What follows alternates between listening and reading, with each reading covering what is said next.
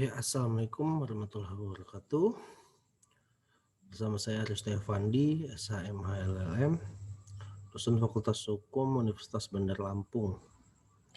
Di sini dalam pertemuan kelima ya, Konvensi UNTOC, Hukum Pidana Transnasional. Nah, ini pertemuan kelima, kita akan membahas terkait dengan isi konvensi tersebut. United Nations Convention Against Transnational Organized Crime, disingkat UNTOC. Menurut UNTOC itu sendiri, sifat pidana transnasional itu ada di dalam pasal 3 ayat 2-nya UNTOC. Pertama, kejahatan transnasional itu dilakukan lebih dari satu negara. Kedua, dilakukan di satu negara, namun bagian penting dari kegiatan, persiapan, perencanaan, pengarahan, atau kontrol terjadinya di negara lain. Kemudian dilakukan di satu negara, tetapi melibatkan suatu kelompok penjahat terorganisasi yang terlibat dalam kegiatan kriminal lebih dari satu negara. Atau dilakukan di satu negara, namun memiliki akibatnya di negara lain. Nah, ini ya. Jadi memang kejahatan antar negara. Nah, kualifikasi UNTOC sendiri dalam konvensi PBB tentang tindak pidana transnasional yang terorganisasi itu dikualifikasikan antara lain tindak pidana atas kesertaan ya, partisipasi, artinya ada partisipasi dalam kelompok pelaku tindak pidana yang terorganisasi. Kedua, tindak pidana atas pencucian hasil tindak pidana, termasuk tindak pidana pencucian uang ya. Ketiga, tindak pidana korupsi. Keempat, tindak pidana yang berkaitan dengan gangguan proses peradilan. Nah, ini ya kualifikasi UNTOC menurut konvensi PBB UNTOC tersebut. Jadi ada partisipasi, ya, kemudian ada pencucian hasil tindak pidana, korupsi, dan yang berkaitan dengan gangguan proses peradilan. Ini menurut UNTOC ya. Nah, ini transnasional kriminal organisasi ya, organisasi kriminal transnasional, karena memang transnasional itu sendiri dikatakan dia dilakukan oleh organisasi kriminal ya. Ada trafficking crime ya, trafficking crime ini kejahatan penjualan ya, ada narkotik trafficking, human trafficking, ada firearm trafficking ya. Nah, kejahatan perdagangan ini ada perdagangan narkotika, perdagangan orang, dan perdagangan senjata api. Ini trafficking crime. Ada juga high tech crime ya. Ini kejahatan teknologi. Itu ada pembajakan ya, pirate, kemudian data breaches ya, pelanggaran data, penyalahgunaan data ya. Terus ada identity thief, pencurian identitas. Nah, kemudian juga ada financial crime ya, kejahatan keuangan seperti pencucian uang ya, money laundry. Kemudian ada bulk cash smuggling. Smuggling ini memang penyelundupan uang juga ya, menyelundupkan uang. Nah, itu ya. Jadi ada perdagangan, kejahatan perdagangan, kejahatan teknologi, dan kejahatan keuangan. Ini klasifikasi organisasi kriminal yang bergerak antar negara. Nah, jenis tindak pidana transnasional atau internasional itu berdasarkan UNTOC secara garis besar membahas dua substansi. Pertama, kaidah material atau substansinya. Kedua, kaidah formil atau prosedurnya. Nah, kaidah material dan substansi ini yaitu kejahatan-kejahatan sebagaimana yang dijumpai oleh pasal 5, 6, 8, 23, dan istilah-istilah kejahatan yang digunakan pasal 2. Kemudian tentang yurisdiksi pasal 15 ya, maupun hal-hal terkaitnya. Kemudian ruang lingkup berlakunya konvensi ada di pasal 3 dan prinsip perlindungan dan penghormatan atas kedaulatan negara atau pihak ada di konvensi pasal 4 ya. Nah, secara substansi ini bentuk-bentuk kejahatan yang ada ya di UNTODS itu sendiri. Nah, kalau secara hukum formilnya, masalah-masalah prosedural penanganan perkara yang meliputi kerjasama internasional antar negara-negara itu di konvensi ada di dalam pasal 16 tentang ekstradisi, pasal 17 tentang pemindahan narapidana, kemudian ada pasal 18 terkait dengan kerjasama timbal balik dalam masalah pidana, ya, bantuan hukum timbal balik. Ada juga pasal-pasal lain yang berkenaan dengan kerjasama internasional sesuai dengan negara masing-masing yang membuat multilateral atau perjanjian bilateral ya.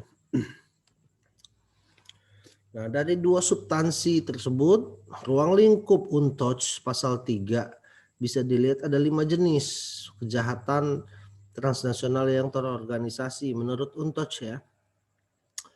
UNTODS ini memang dipakai juga dengan negara-negara yang mengakui dan mengikutinya, sehingga ada kejahatan antar negara yang dipandang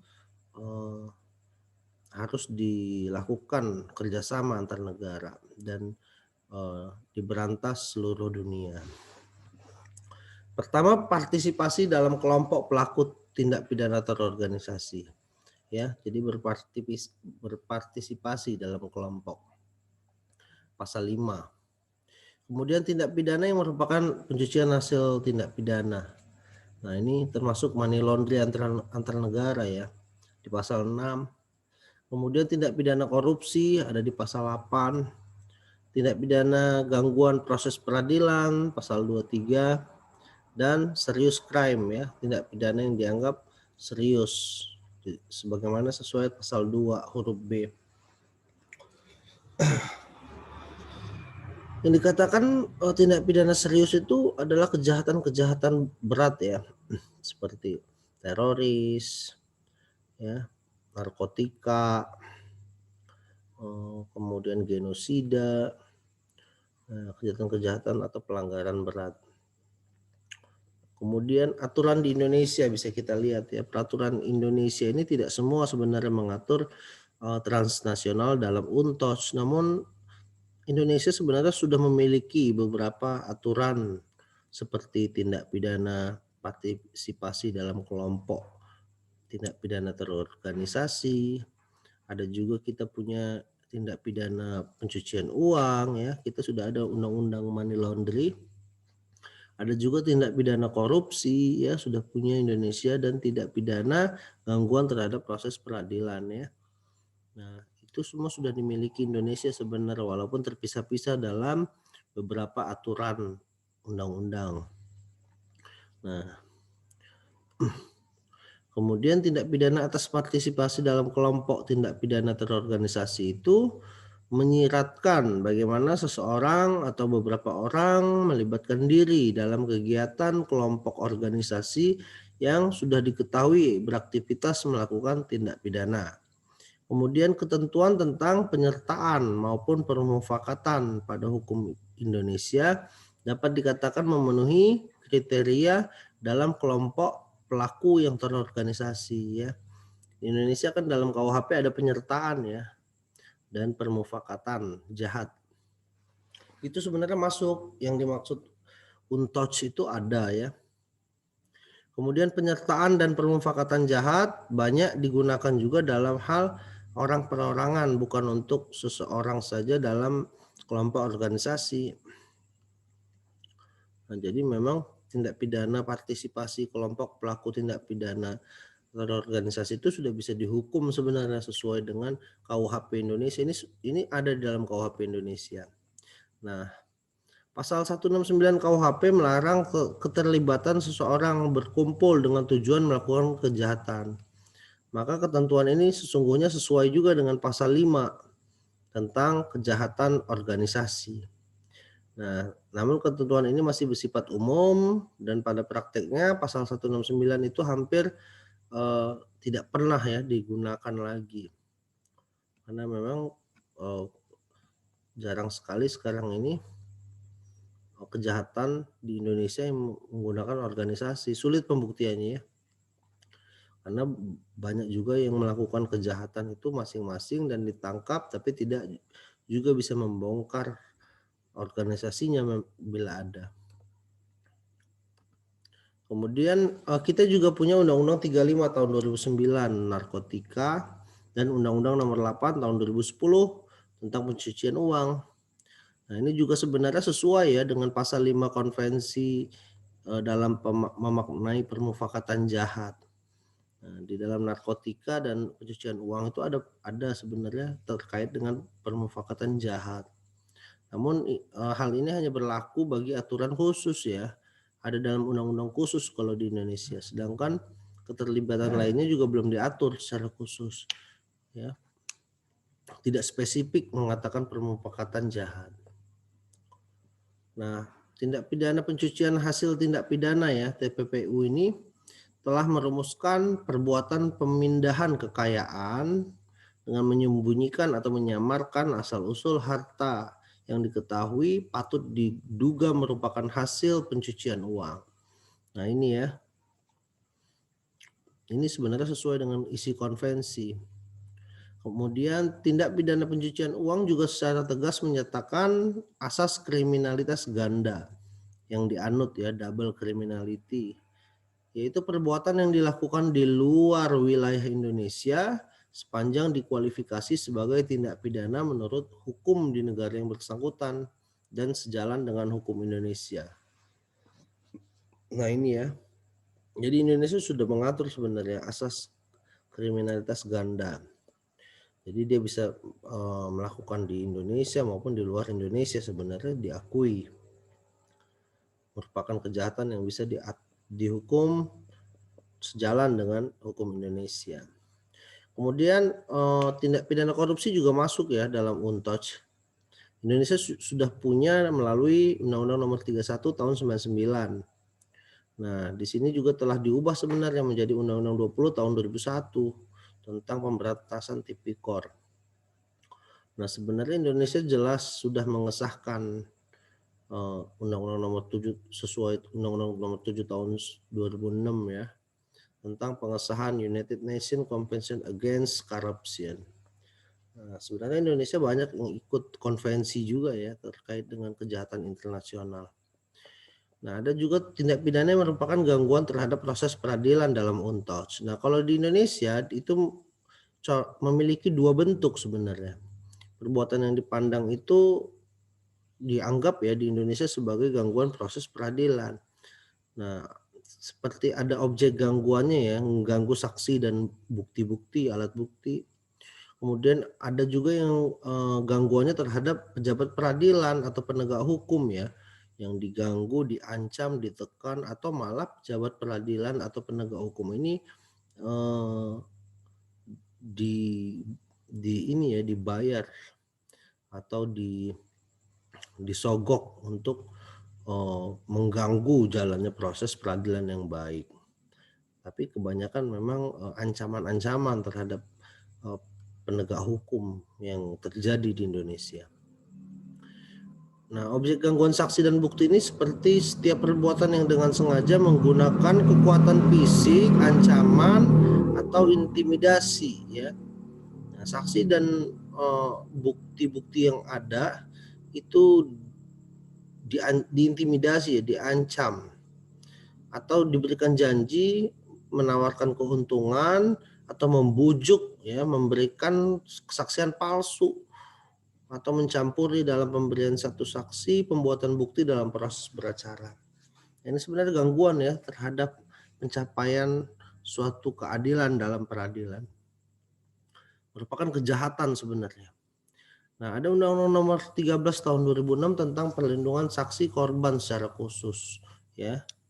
Nah, perlindungan saksi dan korban ini tidak saja mengatur perlindungan secara fisik, tapi juga perlindungan dalam bentuk pemberian keterangan saksi yang dimungkinkan tidak perlu hadir di pengadilan. Nah, Indonesia bisa memberikan kesaksian seseorang itu tidak perlu hadir di pengadilan.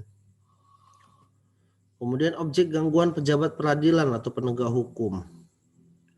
Nah, kalau misalnya yang diganggu adalah pejabat peradilan atau penegak hukum, jadi dikatakan setiap perbuatan yang sengaja menggunakan kekuatan fisik, ancaman, intimidasi untuk mencampuri ya, pelaksanaan pejabat peradilan atau penegak hukum. Nah, ketentuan ini tidak mengurangi hak negara untuk melindungi pejabat publik dalam kategori ini. Nah, artinya memang baik itu saksi dan alat bukti, pejabat publik maupun penegak hukum itu dilindungi dalam menjalankan proses peradilan. Apapun gangguan yang terjadi di Indonesia itu dapat dihukum. Kemudian dalam rangka meningkatkan kerjasama internasional pada upaya pencegahan dan pemberantasan transnational crime yang terorganisasi, PBB itu sebenarnya membentuk UNTOC melalui resolusi PBB nomor 55/25 sebagai instrumen hukum dalam menanggulangi tindak pidana transnasional yang terorganisasi. Nah, ini ya. Kemudian Indonesia sebagai negara anggota PBB juga menandatangani konvensi pada tanggal 15 Desember 2000 di Palermo, Italia sebagai perwujudan komitmen untuk memberantas tindak pidana transnasional yang terorganisasi melalui kerangka kerjasama bilateral, regional, ataupun internasional. Nah ya, jadi memang Indonesia ini sudah melakukan banyak kerjasama terkait dengan pemberantasan kejahatan antar negara internasional ya. Ratifikasi. Nah, Indonesia sudah meratifikasi dan menyetujui artinya ya adanya kejahatan-kejahatan transnasional dalam UNTOC yang dianggap berbahaya juga. Kemudian dalam ratifikasinya Indonesia itu mengeluarkan Undang-Undang Nomor 5 Tahun 2009 tentang pengesahan United Nations Convention Against Transnational Organized Crime. Nah, ini ya. Kemudian ada konvensi PBB yang menentang tindak pidana transnasional yang terorganisasi. Nah, UNTOC itu ya konvensinya. Jadi Indonesia sudah sesuai dengan UNTOC yang ada dalam kejahatan transnasional. Nah, peraturan terkait konvensi di Indonesia ya, peraturan Indonesia itu yang sudah sesuai dengan konvensi itu ada Undang-Undang Nomor 1 Tahun 1979 ya, tentang ekstradisi. Indonesia sudah punya. Kemudian Undang-Undang Nomor 22 tentang tahun 97 tentang narkotika. Kemudian ada Undang-Undang Nomor 31 tahun 99 tentang pemberantasan tipikor. Ya, yang mana diubah menjadi Undang-Undang Nomor 20 tahun 2001. Kemudian Indonesia juga punya Undang-Undang Nomor 41 tahun 99 ya tentang kehutanan apabila ada kejahatan illegal logging antar bangsa ya, trafficking liar ya, yang menjual hasil hutan secara gelap itu ada juga ya diatur. Kemudian Undang-Undang Nomor 15 tahun 2002 tentang pencucian uang yang diubah dengan Undang-Undang 25 tahun 2003. Indonesia sudah punya ya. Undang-Undang 15 tahun 2003 tentang penetapan Perpu nomor 1 2002 tentang tindak pidana teroris ya. Kemudian Undang-Undang nomor 1 2006 tentang bantuan hukum timbal balik. Nah, ini ya dalam formil UNTOC itu sendiri kan ada bantuan hukum timbal balik ya. Nah, itu udah punya Indonesia dalam undang-undang tentang bantuan hukum timbal balik masalah pidana. Kemudian ada Undang-Undang Nomor 13 Tahun 2006 tentang perlindungan saksi dan korban sesuai dengan gangguan peradilan di UNTOC ya. Kemudian Undang-Undang Nomor 21 Tahun 2007 tentang pemberantasan perdagangan orang. Nah, ini juga ya seperti kejahatan-kejahatan lain human trafficking dalam UNTOC itu disebut kejahatan-kejahatan lain sesuai pasal 2 UNTOC ya. Nah, Indonesia juga sudah punya ini. Artinya yang berkaitan dengan kejahatan antar bangsa yang dituangkan dalam UNTOC Sesungguhnya Indonesia itu telah mengantisipasi dalam peraturan nasionalnya, ya, peraturan nasionalnya yang sudah dibuat dalam undang-undang khusus, dan sudah juga ada ekstradisi perjanjian-perjanjian kerjasama, ya, untuk memberantas kejahatan-kejahatan antar bangsa yang terjadi di berbagai negara terkait dengan Indonesia. Nah, pokok-pokok konvensi, pasal 1 konvensi itu menyatakan tujuan untuk meningkatkan kerjasama internasional yang lebih efektif dalam mencegah dan memberantas tindak pidana transnasional yang terorganisasi. Nah, pasal 4 konvensinya menyatakan bahwa negara pihak dalam menjalankan kewajibannya wajib mematuhi prinsip kedaulatan, keutuhan, dan tidak mencampuri urusan dalam negeri, ya. Nah, ini ya, tetap hukum lokal itu tetap juga dijunjung tinggi ya dalam konvensi ini.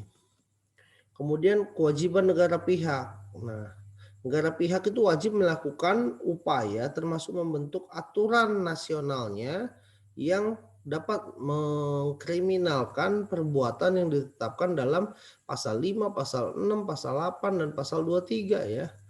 Seperti tadi itu sebenarnya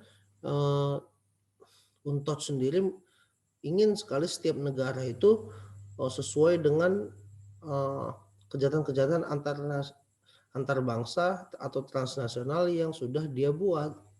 Sedangkan Indonesia memang sudah punya sebenarnya.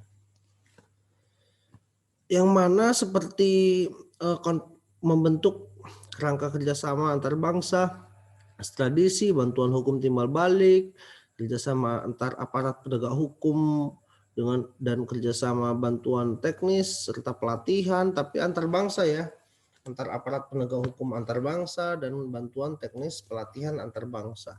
Nah, ini sebenarnya Indonesia juga telah banyak menjalankan kegiatan-kegiatan tersebut. Kemudian persyaratan ya, apabila terjadi perbedaan penafsiran dalam UNTOD ya terhadap terjemahannya dalam bahasa Indonesia, yang berlaku adalah naskah konvensi dalam bahasa Inggris ya. Bila kita membuat undang-undang atau meratifikasi sesuai dengan konvensi tapi tidak sesuai, maka kembali yang naskah aslinya ya, sesuai konvensi. Nah, itu bisa diajukan reservasi persyaratan terhadap pasal 35 konvensi berdasarkan prinsip untuk tidak menerima kewajiban dalam mengajukan kepada Mahkamah Internasional kecuali sudah ada kesepakatan para pihak. Jadi bisa diajukan reservasi ya. Kalau kita sebenarnya tidak setuju tapi salah memahami ya.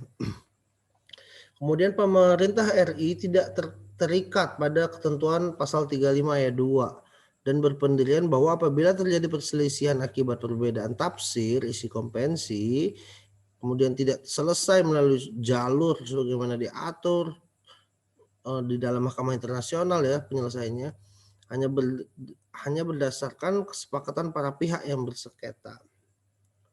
Nah, ini ya, jadi memang walau menunjuk Mahkamah Internasional itu harus sesuai juga dengan kesepakatan para pihak ya. Nah, mungkin itu sedikit terkait dengan konvensi UNTOD yang sesuai dan terkait dengan aturan-aturan hukum pidana di Indonesia. Semoga dapat dipahami. Terima kasih. Jumpa lagi nanti. Wassalamualaikum warahmatullahi wabarakatuh.